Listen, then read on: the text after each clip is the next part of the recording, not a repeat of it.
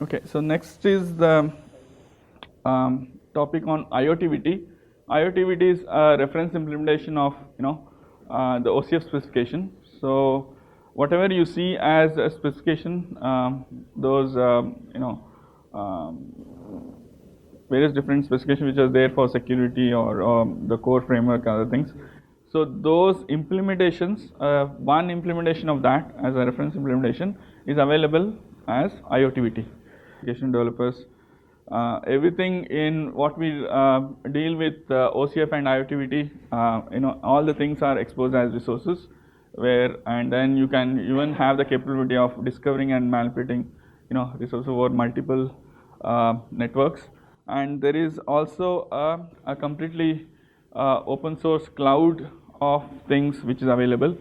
Samsung actually also has a thing called Arctic Cloud, where it can even connect different cloud ecosystems also, not just having a cloud of just the things, but it can connect and interface between different cloud environments.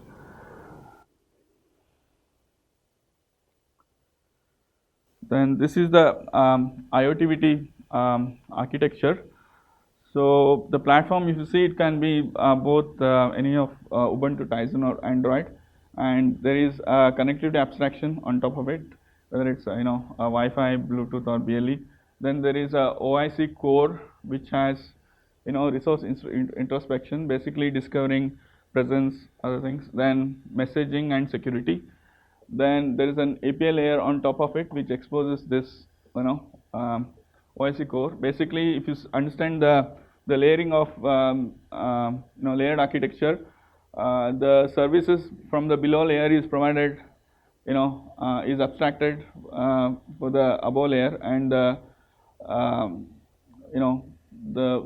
that continues to the other layers as such. So if you see, there is also Things Manager and Soft Sense Manager, Notification Manager, and Protocol Plugin Manager. So these are the various different OIC services. And there is also what you can actually do is you can define a scene. A scene could be like, for example, a person just comes home, and then you want to actually define a scene wherein it automatically turns on the light, it switches on your television actually, and starts your favorite movie and stuff. I'll show you a video on that. So you can actually define scenes, and then basically you can have both the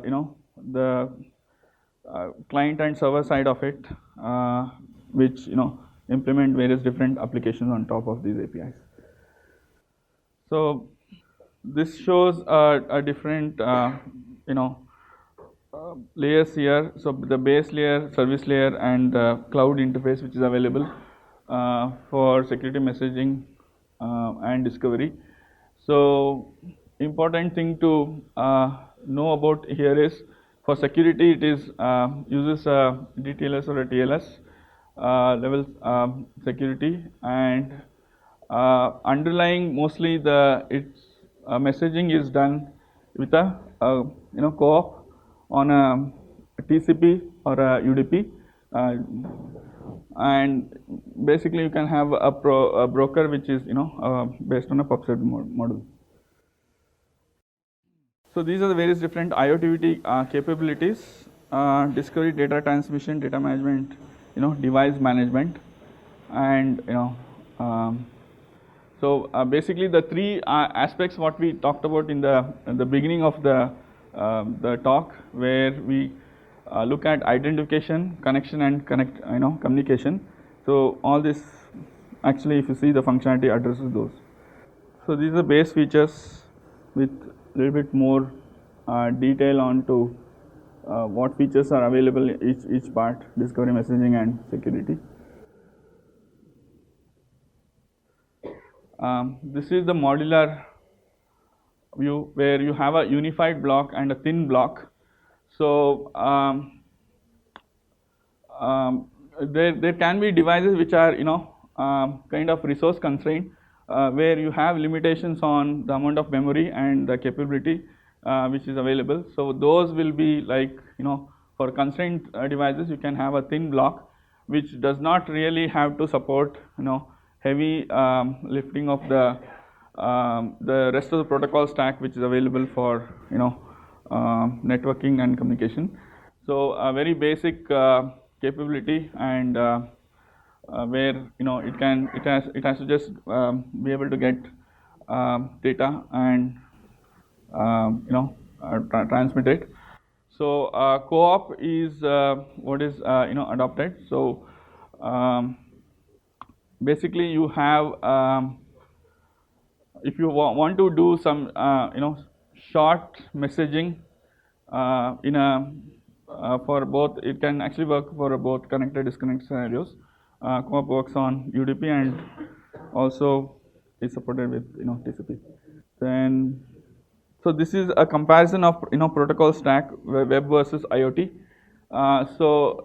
You might be familiar with the web side of it, where you have an IPv6 and TCP, TLS, HTTP, and XML stacked that way, and then a comparison of that in terms of number of what is the header size and what is the overhead which gets added. So if you see for internet and TCP/IP, for if you see the HTTP, it's actually you have a lot of overhead, but a lot of flexibility is there. But when you come to IoT-based applications, the overhead has to be the header and the other parts which gets added onto the payload itself has to be smaller, and that is better if you see these protocols like MQTT and MQP. Co-op is actually better than all of this. So these are the various different layers. If you see, co-op is the application layer protocol on top of UDP, and network layer it's IPv6 low powered private area network, and then data link and physical layer, which is MAC and physical layer there. So you can have a combination of whether a point-to-point communication, and also a complete, if you see the constrained environment versus what is existing currently with respect to Ethernet. So you can have a proxy and then even a point-to-point. This is the part which is most relevant to IoT, but these anyways which exist there. So this is an example of co-op over TCP, like an end-to-end connected scenario, both which supports both resource discovery and communication over TCP.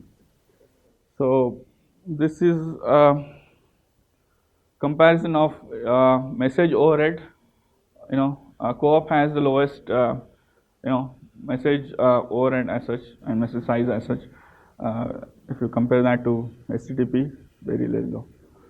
That's the kind of the brief introduction with respect to IoTVT. So when we do the lab session in the afternoon, so we'll go deeper into the code as to how actually IoTVT is implemented, some examples of that, and also we'll see some examples of using Windows IoT itself. So at this point, I want to show a small video. So you would have seen all the things what we discussed with respect to IoT and OCF and IoTVT. Let's see one example, which a smart home application. So this is there is a consumer electronics show which happens every year. I think in the beginning of January, mostly in Las Vegas. So all the big consumer electronics companies demonstrate their products. So this is from 2017 living room demo of various different smart home devices, all implemented with OCF and IoTVT. Open Connectivity Foundation demo living room at CES 2017. Since the merger between the Open Connectivity Foundation and the All-Seen Alliance concluded in October 2016, we have come a long way. Today at CES, we have some cutting-edge devices at the OCF booth, including Samsung's Q Dot LED TV, 4K, which was announced day before yesterday, along with the Samsung robotic cleaner, which was also announced at CES and has since won the Innovation Award. Right here we have the Samsung air conditioner. All three devices are running OCF's open source reference implementation, which is known as IoTivity. Additionally, OCF has more devices. We have the AVOX Streamlight Wi-Fi color light, which is running OCF's implementation. Intel's Puma 6 gateway, which is bridging the entire lighting subsystem here and is also running IoTivity. We have the Microsoft Surface Book, which is running a UWP app, which I will show in greater detail, which will help control and orchestrate all these devices in the living room. And finally here, an example of that we have the Samsung Gear S3 watch, which is running Samsung's application to control the living room.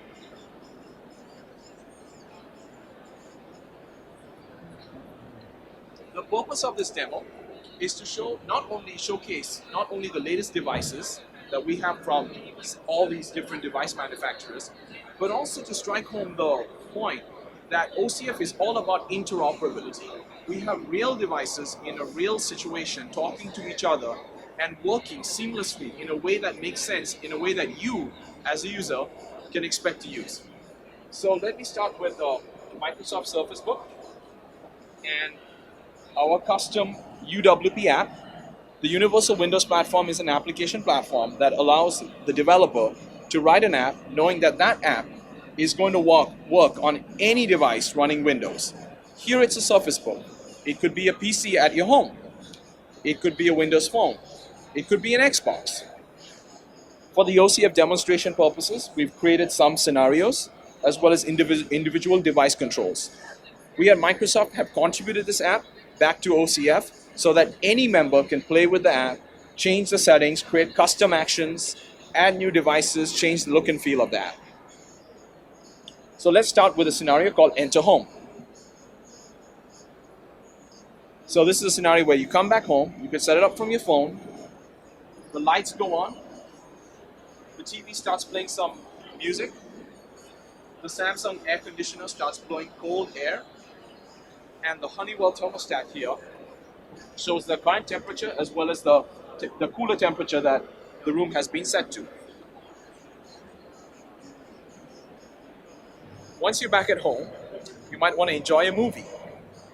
So here in the UWP app, we're going to press movie mode. You can see the TV has taken on a movie color, highly vibrant. The volume has gone up. Additionally, you've got some mood lighting set here. The fan has also slowed the wind speed. In the last clip, the streamers were vertical. Now the streamers are horizontal. Now the streamers have fallen back. The fan is slowed down to reduce the noise so that you can enjoy your movie and focus on the sound effects. After you watch the movie, you want to leave home, press leave home. All the devices power down, and your Samsung robotic vacuum cleaner turns on and starts cleaning up the house while you're away. When it's done cleaning the house, it'll dock. For the sake of this video, you can reset it, and it'll go back, find its mount, and recharge. Additionally showcased here is the Samsung Gear S3 watch. This watch can provide room control in the OCF living room. It implements the same scenarios you saw in the UWP app running on the Surface. So for example, I can use the app to say I'm coming home. The lights come on, the TV starts playing, and the Samsung air conditioner starts blowing. So again, in OCF we are showing that we provide different ways to control your devices through OCF, whether it's your Gear S3 watch, your Surface Book, or other devices. We provide some of the leading cutting-edge devices, as well as interoperability between all of them in a way that makes sense, that's seamless and secure.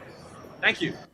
Yeah, so what you saw is, a complete smart home scenario where all of these devices are, enabled with OCF and IoTivity. And if you see, you can actually define a complete scenario, and just with the click of a button, you can control the whole thing. So Samsung actually has an experience center in various different locations. There's one in Delhi, Gurgaon, and one in Bangalore also, where you can go and experience this whole thing, what you're seeing here. And also, there is they have actually set up a OCF chapter. It's actually called OCF India chapter. It's set up in partnership with NASSCOM. So where you can go, and if you want to actually work with various different vendors like Havells or other things, which actually create those devices, so you can work with those partners. Which are implementing both OCF and IoTVT. So this is the IoTVT structure. This is the source code. So we'll look at this part when we in the second half of it, how the whole IoTVT source code is organized. So everything is completely open source. You can download this as a complete zip file. Build it on your own. If you want, you can even actually do contribution to the IoTVT stack, and that gets gets added as part of the community. It's all available on GitHub, and there are some examples also. We'll look at some of these examples later. And I think this was the other thing what we looked at as a resource model. How do you actually go about? So basically, everything in OCF and IoTVT is defined as a resource, whether it's like a entity or you will also have an entity handler where it's kind of a if you want to implement some code, has to once you get the data from this particular resource, what do you want to do with that that information, so that you can handle it in the entity handler. And then you have resource attribute, could be state, color, brightness, or things. Then you have a resource interface, which how you work with those methods, and resource type and property. Then it uses a RESTful architecture. So properties. So you can actually go over this, what a property means, title, and you can have a alias name and stuff defined for that. And we had already looked at this client server and both modes. Yeah, so this diagram actually kind of shows an example of everything what we had looked at, a resource model and abstraction. Like if you were to have a OCM client, like a wristband, smart band, where you can control your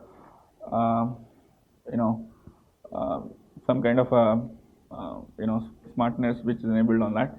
So basically, a GET request would look like this, a URI, and the type could be like whether it's a time, and if it's rate, it's a float, and name is a string. So then basically you have a resource address, what a resource is. Then you have actually a binding and an entity handler, where you implement how you want to actually manage the data. So this is another example of how a URI would look like, IP address with the entire URI.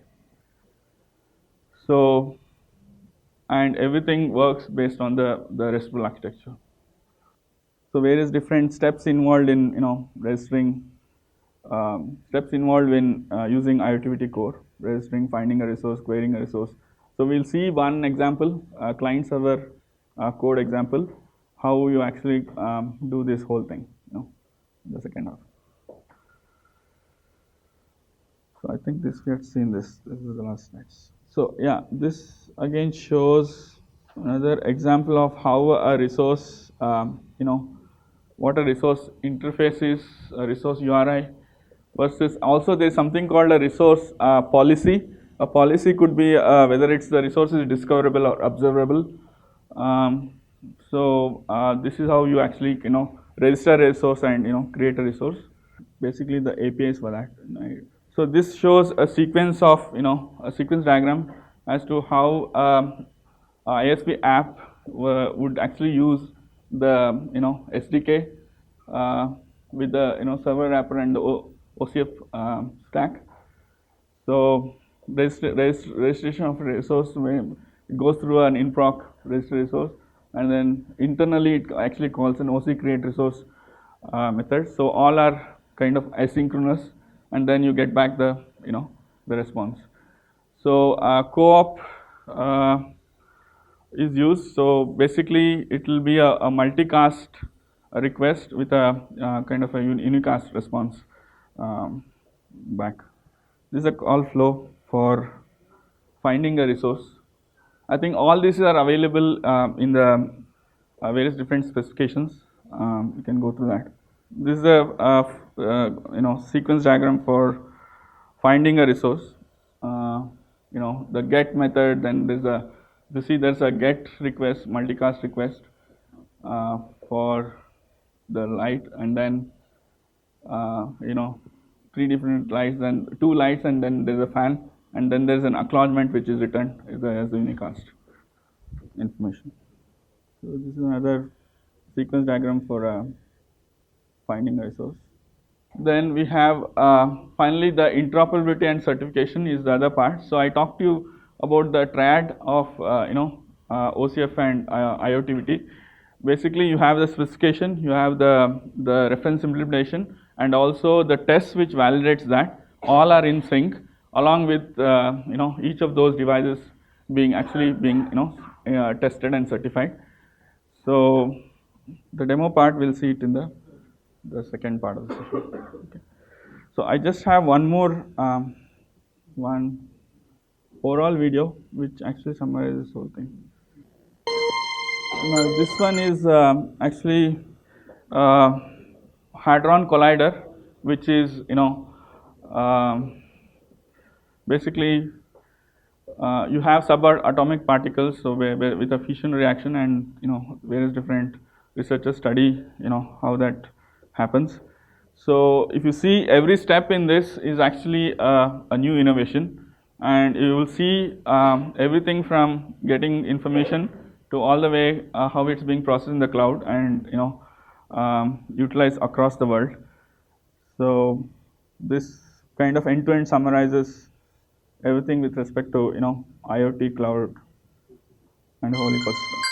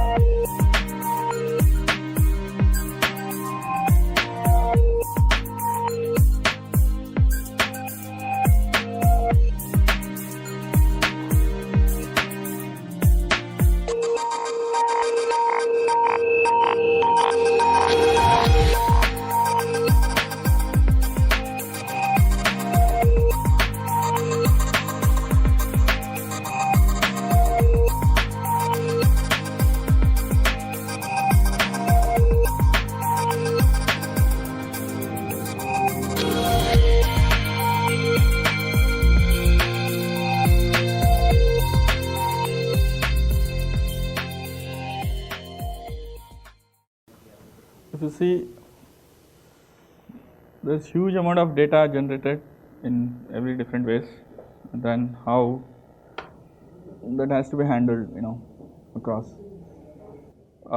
This one thing which I said, if you dial star, I think star hash 0 star hash, it shows all these different options. Star hash 0 star hash, it will show you all the tools which verifies various different sensors.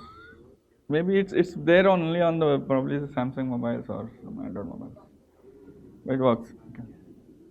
So that's the way to check and validate the test. Maybe it's only on Samsung. Okay, so this one. Okay, these are online references, the reference books and links on OCF and IoTVT. You can look at it. So everything what you need with respect to OCF is available with this links, and similarly for IoT. And one question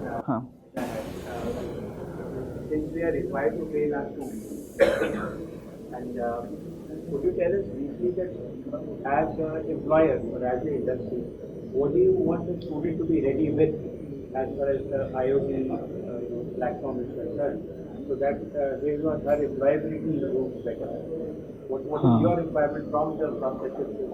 If you could get some idea on that. Yeah, I think mostly it's the it depends on what is the nature of the employer, or what part they are working on. So typically, if it's like IoT applications, and also inferencing, and how do you utilize the data, and probably build intelligent applications. So the top layer which was there, so being able to handle huge amounts of data, from the various different sensors, and be able to handle that maybe in cloud and do some inferencing. So along with AI. So that's the nature of who has that builds that expertise in being able to one is about actually getting the data itself from the sensors. So if you see there might be other companies which work on the lower end of it, like the protocol stack, and even working with the sensors and all. So like other maybe companies like Cisco and other things. So there the different it's a different expertise which is required. It's very varied, yeah. So that is also the reason why nobody can actually just master. Yeah, it's just not feasible. It's not feasible. So maybe probably people are employed, for their capability for 1 or 2 layers of each of those. So at your end at Samsung, you would look more for people who can do the data analytics, come at inference and then build that into the application. Actually, Samsung, we kind of have actually kind of at both the ends, but yeah, Samsung works across and it has an entire stack. So if you would hire a engineer from one of our institutions, what skill set would you look at? So like I said, one skill set would be that he or she should be very good at data analytics. That would be one end of the spectrum. The other would be basically one could be that a good knowledge of at least one of the good understanding of one of the IoT protocol, IoT framework or platform, at least one of those. So one could be this, just like OCF what we have, itself. OCF IoTVT. Other could be on maybe Windows IoT or whatever. So and other thing is basic. As long as people have the basic understanding, the rest they can build it through their career. But the foundation for since this being so very complex across, so if the foundation is there, then yeah, they can build on. Thank you. And mainly I think the way it is moving towards is